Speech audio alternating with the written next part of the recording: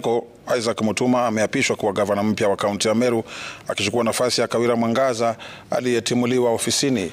Mutuma ameapishwa kwenye hafla iliyohudhuriwa na viongozi wa kisiasa wa Meru, huku akiahidi kuwaunganisha watu wa jamii hiyo. Kamau Mwangi alihudhuria hafla hiyo na hii hapa taarifa yake. Honorable Isaac Mutuma Ntwethingia. Sekunde chache baada ya wimbo wa taifa, Shall always truly and vigilantly. Isaac Mutuma Ntwethingia alikula kiapo cha afisi ya gavana mbele ya umati ulioonekana kungoja kiapo kiasi cha haja. Na baada ya kiapo, nyimbo za ushindi zikasheheni. Utawala wa gavana Kawira Mwangaza ukatiwa kikomo na kutwaliwa na naibu wake kwenye hafla iliyohudhuriwa na viongozi wa sasa na wakale wa kaunti hiyo. I declare today that the political grandstanding has come to an instant end.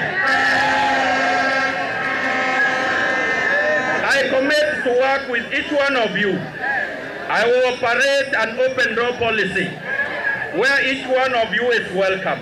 Katika hafla iliyoendeshwa chini ya ulinzi mkali, matatizo yanayohitaji suluhu za haraka kama umoja kati ya jamii hii, gavana huyu akiahidi mlango wake utasalia wazi, akidai kuwa hili lilikuwa ni ndoto chini ya utawala wa Kawira Mwangaza. I am aware that we face many challenges, and I'm here not to make grand promises, but to offer you something more: servant leadership, commitment to unity.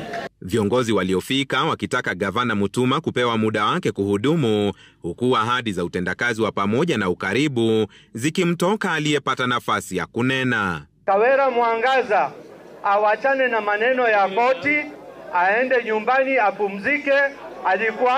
Alipatiwa nafasi, sasa leo ndio tunaanza safari. Na tukianza safari leo, ujue tumechelewa na miaka 2.5. Kila mtu sasa arudi kwa ofisi yake. Mimi narudi Senate kuendelea na kazi yangu.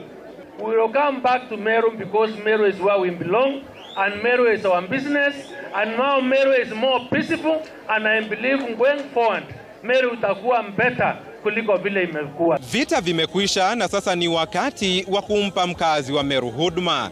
Ndio ujumbe uliotolewa wakati wa kumkaribisha gavana wa 4 wa kaunti hii, hafla ya leo ikifikisha kikomo utawala wa Kawira Mwangaza ambao umekumbwa na masumbwi mazito ya kisiasa.